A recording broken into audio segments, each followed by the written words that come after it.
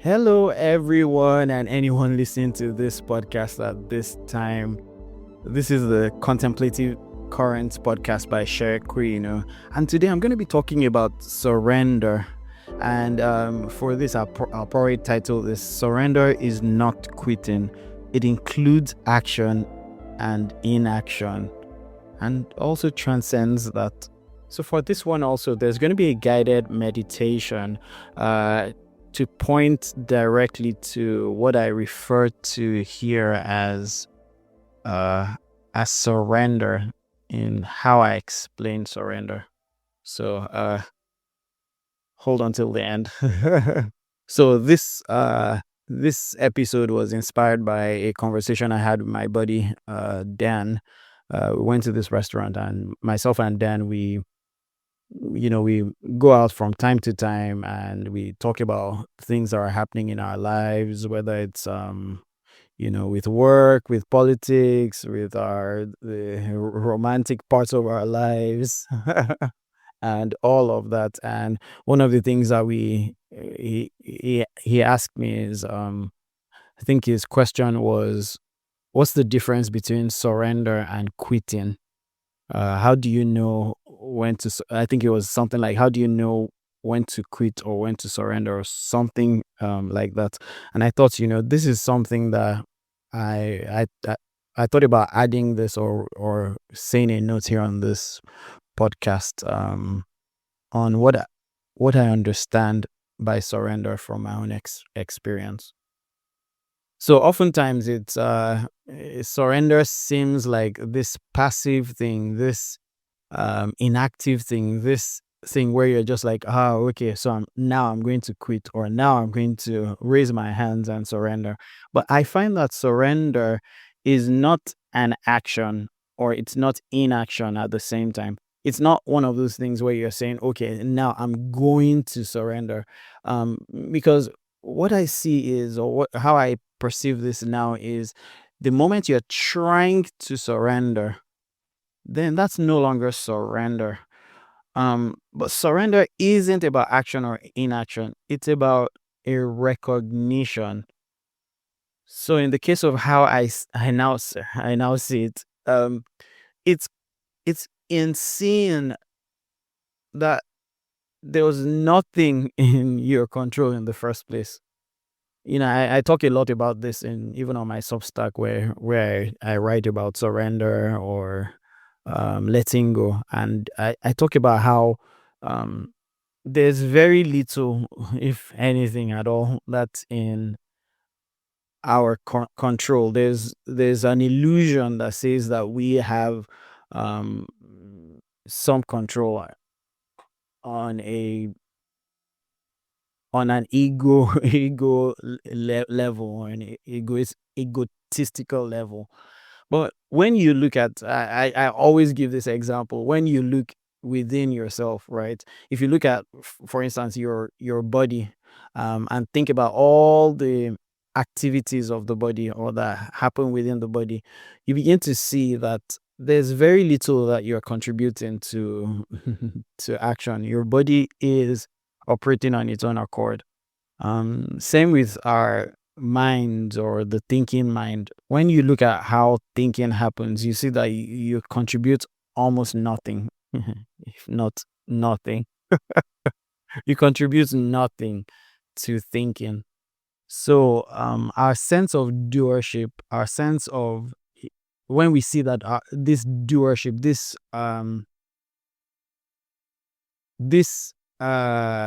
this belief that we are doing something, that there's a you that actually can do something. When you crack through that belief, what you see um is just surrender. So for me, in the way I now, how I now see this, it's whether you're in a surrendered state, or you're not in a surrendered state, you are surrendered. You never had an option. The only thing that fights against this notion of surrender is the mind. It's the mental activity of mind. It's like saying that you can think away the rain from falling. It's it's just a thought that says that I can, when I think about it raining, then it would rain. And when I stop thinking about it raining, then it won't rain. Um so also, all aspects of our lives, when we see that we are there, there's no real agent that's doing anything. Instead, we are being done by the divine. Um, but I feel like when we see this, when we see that this acceptance of what is becomes the radical fallout, the radical consequence of this um notion. What do I mean by that? Um, at some point, when we see that all that we can do is surrender to life as a whole, we begin to see that that what that is synonymous to just accepting things that come our way. That can seem very difficult at first. For me, it's something I see this as something that from time to time I would struggle with. But in really going through this idea, in really going through this, in really seeing this, you see that the only thing that comments on this is the mind. The only thing that has an opinion about surrendering or not surrendering in the first place is just the mind. So like I said earlier, the consequence of this is accepting life exactly as it is. So in that way, you are no longer fighting with what is. Life would begin to, it will continue to life. And we, recognizing ourselves as as not separate from the universe, not separate from the divine, what we see is, or how our posture becomes one of acceptance. So in my conversation with Dan, I was trying to look for an analogy about the difference between surrendering and quitting. And I'm like, well, first of all, quitting isn't surrendering. Quitting is on a different is a different topic entirely. Quitting to surrender, which this was an analogy I didn't pull up when I was talking with my buddy then.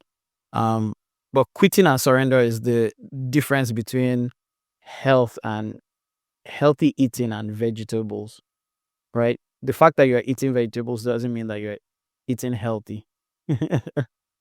So also the fact that you quit doesn't mean that you're surrendering, or that you don't quit doesn't mean that you're surrendering. They're just two layers, two different planes. So at the end of the day, when when we are in activities or in situations in our lives that call for us to quit or not quit, that doesn't necessarily have anything to do with surrendering. I could be in a situation where I want to actually hand, or what do they say? Drop the towel, or is it hand the towel? I can't remember the expression. Well, I could be in a situation where I want to quit, and that quitting may be surrender. It may be, as well be the fruit of surrendering. At the same time, uh, at the same time, holding on and not quitting can also be the fruit of surrender. So it's I say that to say that quitting and surrender are not the same thing. They're not the same things. Surrender, like I said earlier, surrender is just the recognition that we had no we are one with the universe, and there's not we're not no longer thinking about control, right or wrong, forward or backwards, left or right. We are in total flow with the universe, and we always have been in that total flow with the universe. So it's the recognition of our non-separateness with the universe. It's our recognition that we do not need to control anything. Why? Not because you want to stop controlling anything. No, but it's the seeing that you control yourself has always been an illusion. controlling life, wanting to control life, to bend to your will. It's just the mental activity of the egoic self. It's the mental activity of the egoic self. So, in order to see this clearly, in order to witness this, or to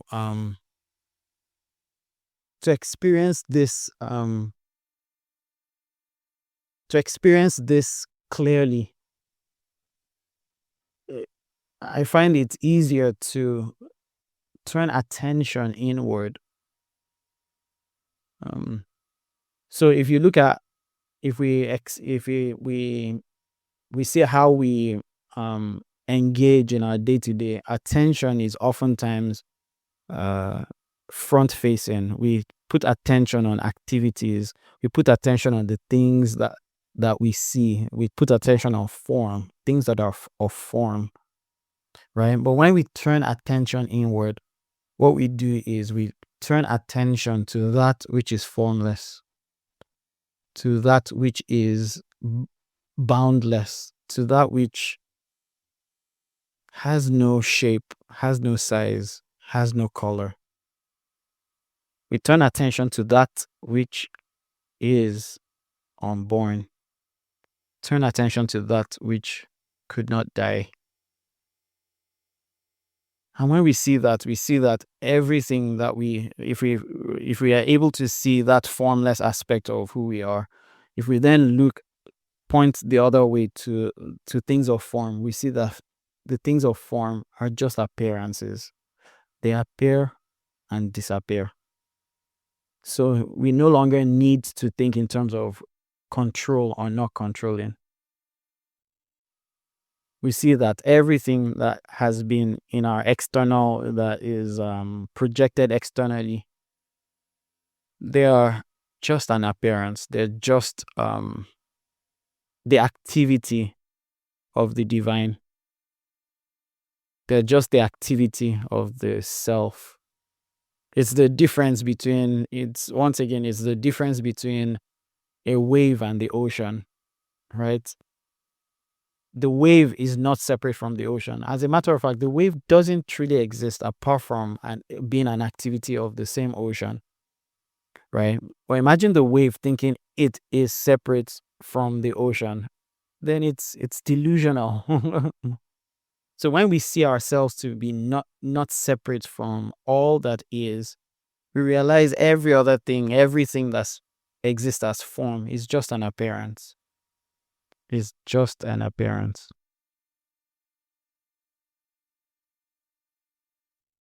So in looking at this in terms of quitting or not quitting as an understanding of surrender, which they are definitely not in the same context of reference, we begin to see that action and inaction are also appearances. They're also activities of the divine. It's in seeing this that we understand that we are, according to or interpreting this from the Christian scriptures of Hebrews. I think it's Hebrews. Was it Hebrews 2? I can't remember where in Hebrews at this time. I'll put it in the show notes. But we can see in this particular situation that, according to Hebrews here, now we have entered into the Sabbath rest. So we cease from struggle. So we don't cease from struggle so that we enter the Sabbath rest. We are in the Sabbath rest, so we cease from struggle. So that rest, that Sabbath rest, is the recognition of ourselves as the Sabbath. Recognizing ourselves as the Lord of the Sabbath, if I put it that way. Recognizing ourselves as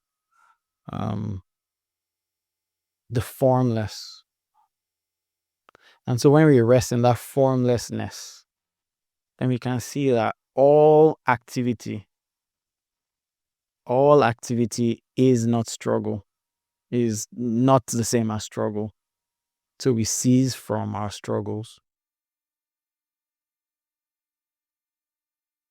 But once again, I think the the fallout or the bottom line in all of this is the ultimate seeing that all that appears, all that we see as appearance, is really the face of the divine. And so when we see that it's all the face of the divine, um, this should invoke trust. Trust that everything is all right. Everything has been fine. Everything has been perfect. Even when it feels like it's not. Everything is complete. Everything is finished. Even when it doesn't feel like. Because the only thing that says it isn't is the mind. And so when we recognize this, when we are able to see this completely, this is kind of where we understand what it is to trust in God or trust in the divine, trust in the universe. Why? Where does that trust come from? That trust is seeing that we're not separate from all that is. Appearances are only things that emanate from the self. Appearances are what emanates from consciousness or awareness or God or the universe. So I'm always reminded for when I experience when my perception is when my true self is veiled by perception, by the clouds of perception.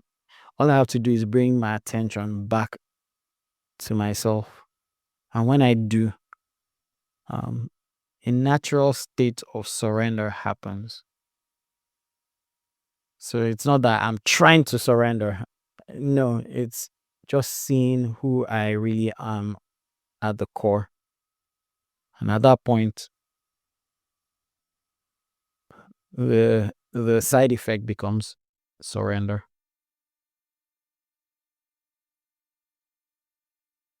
So now I want to guide this meditation on surrender, seeing through the illusion of control. And so if you're in a safe and comfortable space, um, just gently settle into your body rather. And of course, if you're not in a comfortable space where you're not going to be disturbed, um, you don't want to do this exercise.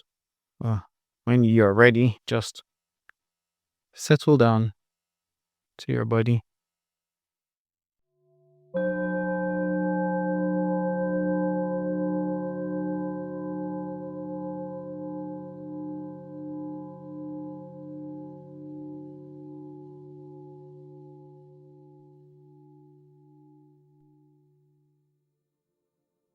And notice your breathing.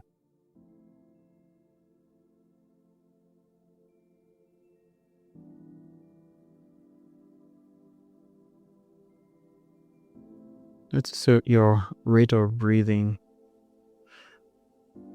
Be it shallow, be it deep.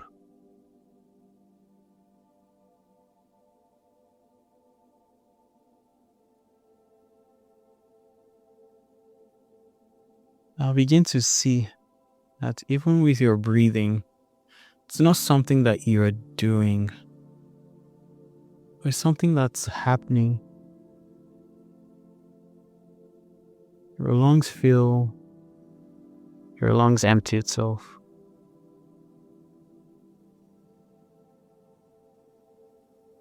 There's no controller. You're breathing. If there were, who or what is controlling your breathing? In a sense, you may be able to see that the body breathes itself.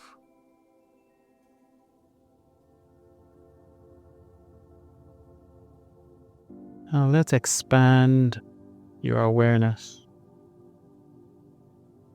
Notice the sounds around you or the sensations around you. Notice your thoughts.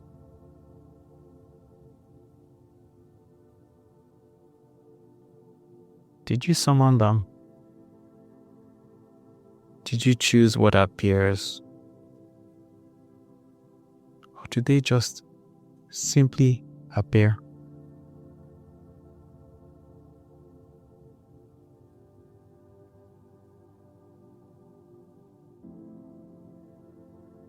Now bring to mind something you're perhaps trying to control. Maybe it's an outcome, a situation, or a part of yourself. Feel the effort behind it. Perhaps the tension that's coming from this willingness or this want to control. Now ask yourself, what is or who is making the effort? Where is exactly is the one controlling? Perhaps you may find that it may just be a thought that's appearing as the controller. Ask yourself again, who is making the effort? Who is controlling? Who is attempting to control? Perhaps you may begin to see that it's a thought that claims control.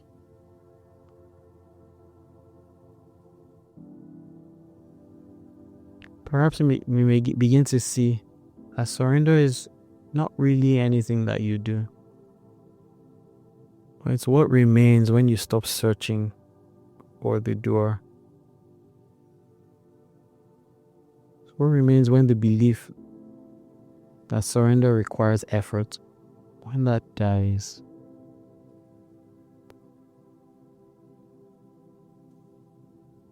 Perhaps you may begin to see, just like the breathing exercise, that's life moving by itself. Perhaps you can even see that even the desire to surrender is not yours. Even the resistance to surrender is not yours. Watch both appear. Just let them be.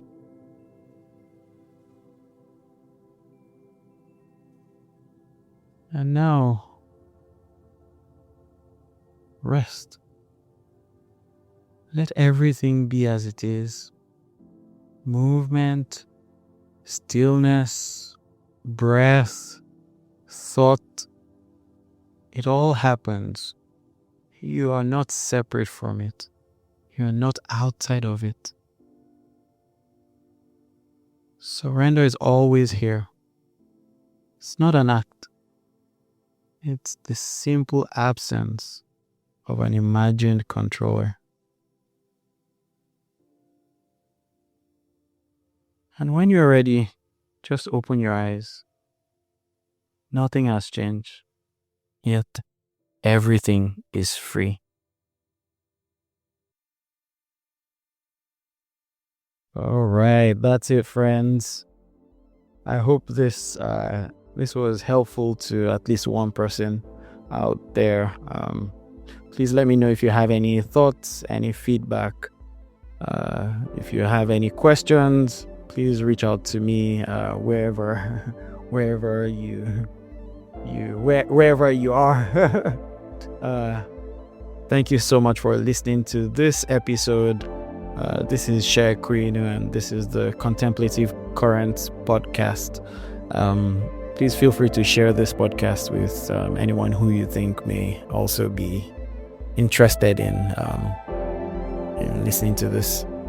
Thank you, and peace and blessings to you.